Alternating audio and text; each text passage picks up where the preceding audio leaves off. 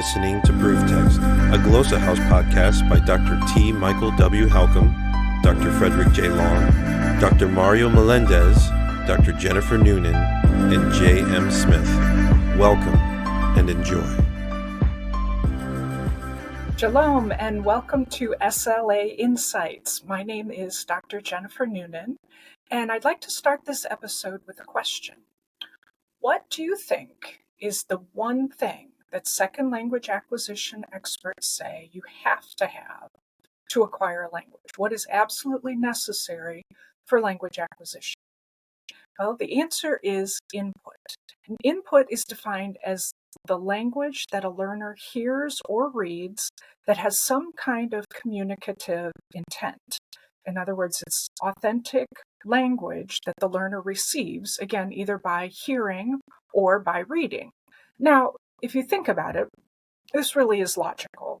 We couldn't know that sombrero means hat if we have never heard or read the word sombrero. Someone could ask, what is the word for hat in Spanish? And we just don't know because we'd never heard it before. And so input, we have to have language input. And so today I'm going to begin a series of episodes where we do a deep dive into input.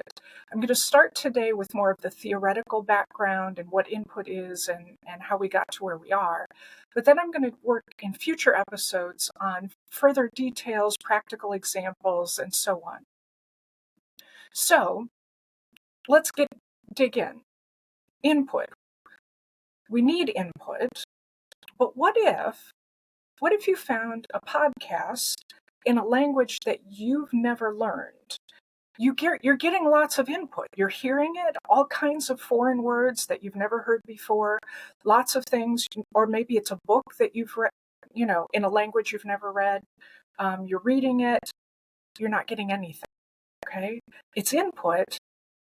So how is that going to help you? What is that going to do? What does it mean you need input? How does that work? Well, SLA researchers have boiled it down to not just any input, but what they call comprehensible input. And that is just like it sounds. Any input that you can understand. So a learner needs comprehensible input in order to learn. Now, let's assume that the letter I stands for input, the input that you can understand. It's comprehensible, but then we've got another problem. If you understand everything in it, you're not learning or acquiring more of the language. So what they've come to understand is that the input that's ideal for acquisition is I plus 1. That is the input you can understand plus just a little bit more. So it's only 1 degree more difficult than what you already know. Now, Creation is the name who is consistently associated with comprehensible input. He didn't originate the idea, but he certainly popularized it in the early 1980s and formulated what's known as the input hypothesis, also called the comprehension hypothesis. And he's the one who brought in this formula of I plus 1, the input that you understand plus 1 degree.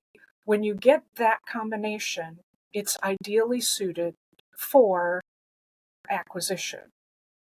And his research and his hypothesis really set a course for the field of SLA research and practice, so much so that it is just assumed at this point, comprehensible input, the idea of the input hypothesis, the comprehension hypothesis, is just assumed in the field of SLA research. They've moved beyond proving that it's true to now looking for how to manipulate that input, how to formulate that input, how much input, how to use the input to increase the acquisition of the language, to speed up acquisition, to increase the accuracy. So we're looking at not just affirming, it's been affirmed. The comprehension hypothesis, the input hypothesis has been affirmed. We're now moving beyond that in the realm of SLA research and practice to how do we make the best input we can to promote the fastest, most efficient, most accurate acquisition of the language. So that's a basic overview of the theory behind input and the necessity of input. It's really, really important. So according to researchers, just a quick review, according to researchers in the field of second language acquisition, input is the one thing that is absolutely necessary for language acquisition to occur, and specifically comprehensible input. Now, it's not sufficient, but it is absolutely necessary. So in the next few episodes, I'm going to go talk about first, how do we make input comprehensible? And this is going to be really important for those of us who teach Hebrew, Greek, Latin, when all we have are ancient texts in the language. We don't have native speakers. We don't have kids' books. We don't have input that would be comprehensible, especially for a first-year student. So how do we take the input that we have and make it comprehensible, especially, again, for a beginner? So that's going to be the first section. After that, I'm going to talk about ways to increase the quantity of input. If input is that important, we need more of it. So how do we get there? How do we add input into our teaching? And then the third section of this mini-series is going to be increasing the quality of the input. How do we manipulate the input in such a way to make sure that the students are getting what they need from the input in order to learn to acquire the language? So, comprehensible input for this week. I look forward to digging in some more in the upcoming weeks with you. Have a great week. Interested in growing your ancient language skills but not sure where to start? Glossa House can help. From illustrated readers and short stories to lexicons and grammars, Glossa House offers a variety of resources for beginning, intermediate, and experienced ancient language learners. Head to glossahouse.com today. Glossa House, language resources for the global community.